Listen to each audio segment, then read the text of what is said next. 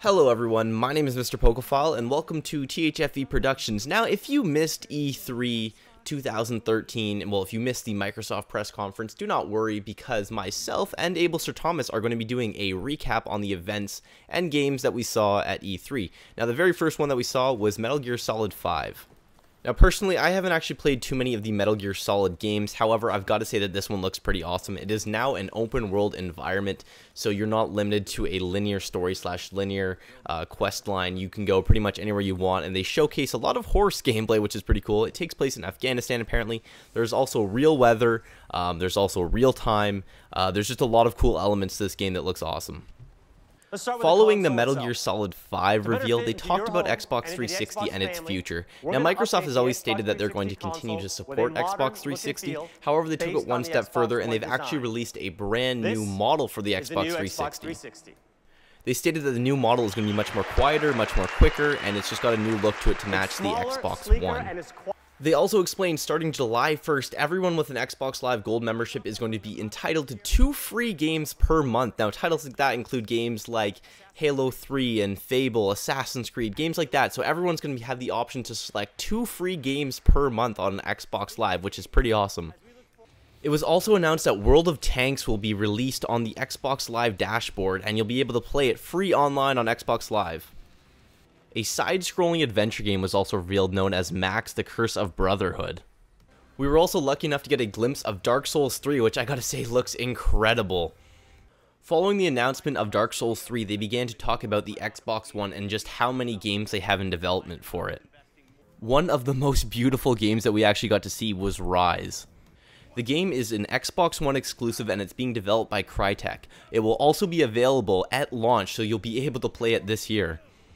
The gameplay itself just looks stunning. I mean, some of the detail that they've put into this game is just mind-boggling. We're actually taking a look at real in-game gameplay right now, and it just looks incredible. All the elements play off one another to create a very nice-looking game, and this just looks like an awesome game that I can't wait to get. Killer Instinct was finally revealed, and I gotta say, it looks pretty awesome too. A brand new game called Sunset Override was also announced, and it looks pretty cartoony, but at the same time it looks like it might be fun to just mess around with. Some of the stuff is pretty cheesy, but I mean, it's a cool concept, I guess.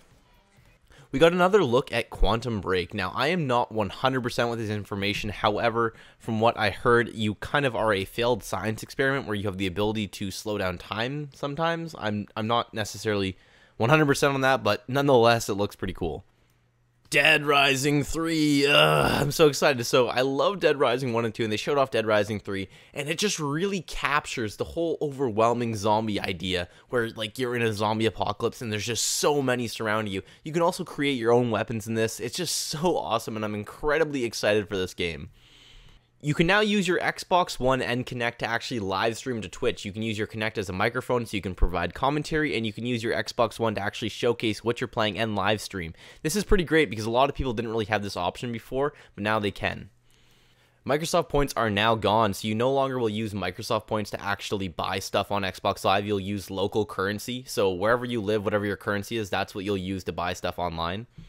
Now, I'm not entirely sure how this will work for people who don't have credit cards. Maybe you'll be able to go to the store and buy like $20 cards or whatever. I'm not entirely sure, but we'll see.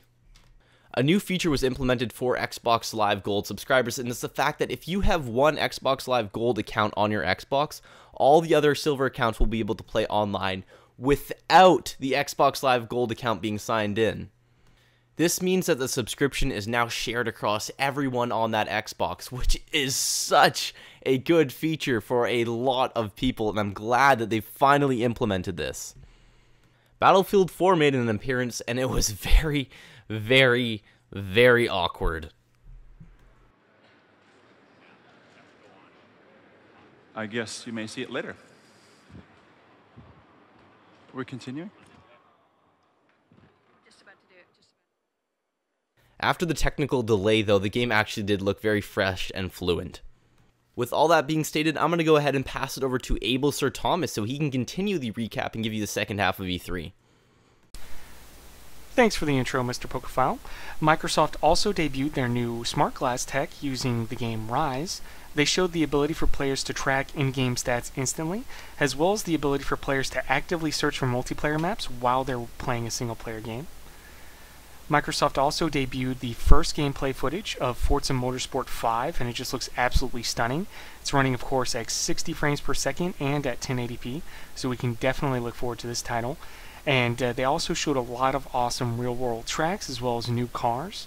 And they also debuted a new AI feature that utilizes the cloud functionality of the Xbox One. Essentially, the game will learn behaviors from players as they drive and implement them dynamically in not only the AI in their game, but the AI in their friend and their family's games. Microsoft also debuted a new game called Spark, which is a kind of dynamic game builder or level editor. And it seems to be very accessible and is really based around people building their own levels and own games. And as you can see, it just has this really intuitive interface and allows people to start with just a kind of fresh slate and pick their lighting, pick their time of day, and it just looks like a really cool game. I'm really excited to see what the community comes up with while playing this and using this tool. And as you can see, you can dynamically manipulate the terrain, you can program all sorts of features, and he starts off really simple, just kind of tooling around, and they end up showing a level that took them about 3 days to make, and it's just this epic battle with all these goblins. It just looks absolutely amazing. They were able to assign players unique powers and all sorts of awesome stuff, so you guys should definitely check that out. Microsoft also debuted a new game called D4. Now, we only got to see a very brief trailer of this. All we really know is that it's a kind of episodic murder mystery game, and it does seem to have some unique gameplay elements and a really cool art style, but just not much is known outside of that. We just weren't given a lot of context at E3. Also, another new game was unveiled called What Lies Below, and it seems to be a kind of indie co-op adventure dungeon crawler title. It does look very interesting and looks to be very cool to play with friends, but it's just once again, we don't have a lot of context. All we really have to go on is a very short trailer and some gameplay footage, but it definitely looks like one we should watch out for. And of course, Witcher 3, the first gameplay footage was unveiled, and it was officially announced that Witcher 3 will be coming to the Xbox One, and it just looks absolutely incredible. I'm a big fan of the Witcher series, and I'm really excited to see the trilogy come to a conclusion.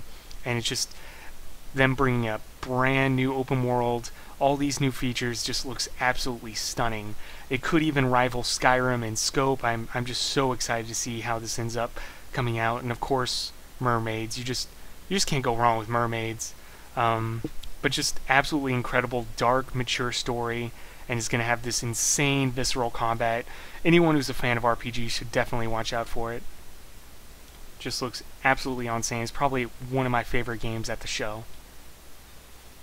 And of course, it wouldn't be a E3 press briefing, it wouldn't be a Microsoft press briefing if it wasn't for Halo. Of course, we have a new Halo title coming to the Xbox One, and it looks absolutely stunning.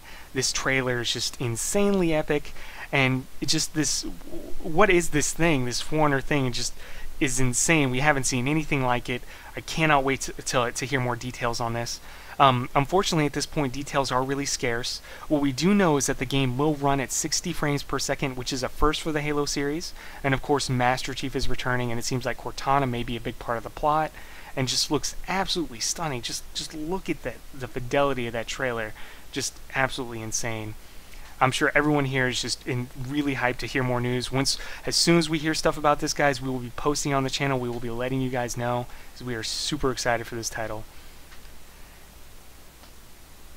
And of course, next we have a new teaser from a studio called Black Tusk. Now, this is in-engine on the Xbox One, and we don't really know what this is. No context was given here, but it does look absolutely stunning, and just cannot wait to hear more about this new IP, this new game from this new studio.